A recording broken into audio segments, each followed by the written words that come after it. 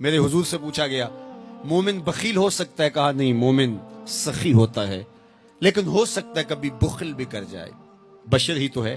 پھر پوچھا گیا مومن بزدل ہو سکتا ہے؟ کہا نہیں، بہادر ہوتا ہے، لیکن ہو سکتا ہے کبھی بزدلی بھی کر جائے۔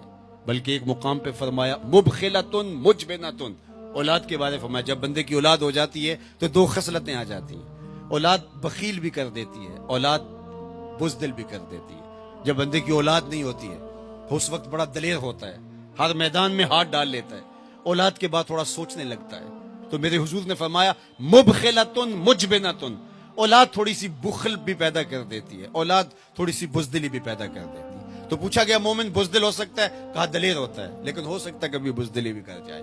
پھر پوچھا گیا بخیل ہو سکتا ہے؟ کہا سخی ہوتا ہے، لیکن ہو سکتا ہے کبھی بخل بھی کر لے۔ تیسری بات میرے حضور سے پوچھی گئی مومن جھوٹا ہو سکتا ہے؟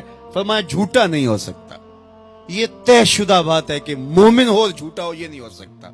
میں اور آپ اپنی زندگی میں اتریں، اپنے شب و روز میں اتریں، اپنے کاروبار میں اتریں، اپنے دوستوں کی بیٹھک میں اتریں اور دیکھیں ہماری زندگی میں کہیں جھوٹ تو نہیں جڑا ہوا۔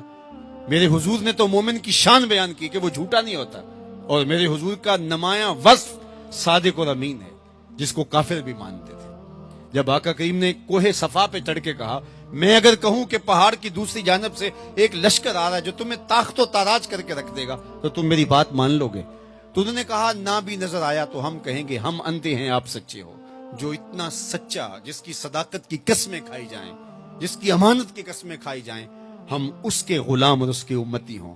یہ بالکل آپ کے پاس جاپان بستا ہے، ایشیائی ملک ہے، اور وہاں بچہ بھی جھوٹ نہیں بولتا۔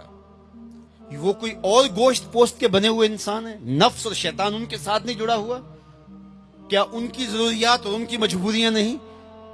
لیکن وہ جھوٹ کیوں نہیں بولتے؟ ان کی ماں نے بتایا بیٹے جھوٹ نہیں بولنا، ان کے باپ نے بتایا بیٹے جھوٹ نہیں بولنا، ان کے استاد نے اسکول میں بتایا بیٹے جھوٹ نہیں بولنا۔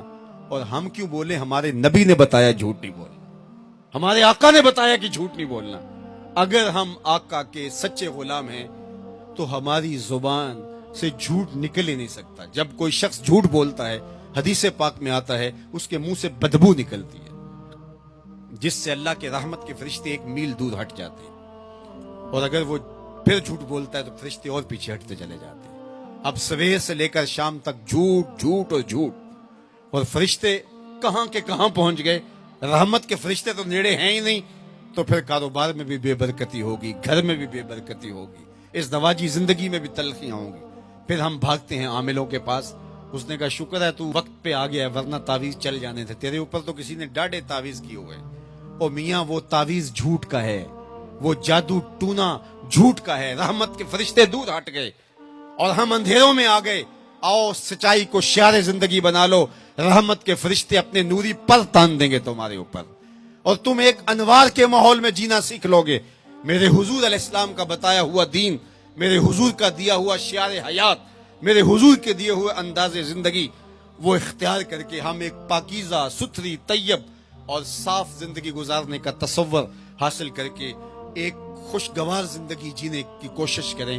آئیے میں اور آپ آج دیکھیں کہ ہمارے ساتھ کوئی ایسا عمل، کوئی ایسا رویہ تو نہیں جڑا جو حضور کے بتائے ہوئے طریقوں سے ہٹ کر ہے۔ آؤ اپنی زندگی کو ان کے قدموں میں ڈال دیں، ہمارا رویہ بتائے ہم حضور کے غلام ہیں، ہمارا طرز زندگی بتائے ہم حضور کے غلام ہیں، ہمارا انداز حیات بتائے ہم حضور کے غلام ہیں۔ غلامی رسول کو اپنی نس نس میں سمو لو، غلامی رسول تمہارے لباس سے دکھائی دے، غلامی رسول تمہارے رویوں سے دکھائی دے، غلامی رسول تمہارے طرز حیات سے دکھائی دے، غلامی رسول تمہارے سجدوں سے دکھائی دے، تو غلامی رسول تمہارے وعدوں سے دکھائی دے، تمہاری بولی سے غلامی رسول ٹپکتی ہو، نہ یہ کہ تم صرف زبان سے یہ کہو کہ میں غلام رسول ہوں، باقی تمہاری زندگی کا ہر تیور اس کی نفی کر رہا ہو۔ آؤ میں اور آپ آج کی اس بزم نور کے اندر یہ عہد کر کے اٹھیں کہ زندگی کی ایک ایک سانس حضور کی اطاعت میں گزاریں گے، جئیں گے تو حضور کے لیے، مریں گے تو حضور کے لیے، اور زندگی کی ایک ایک سانس حضور کے نام لگائیں گے اور ان کے لیے جئیں گے اور انہی کے لیے مریں گے۔ دین کی بات پھیلانا صدقہ جاریہ ہے، ثواب کی نیت سے ویڈیو کو شیئر ضرور کیجیے۔ جزاک اللہ۔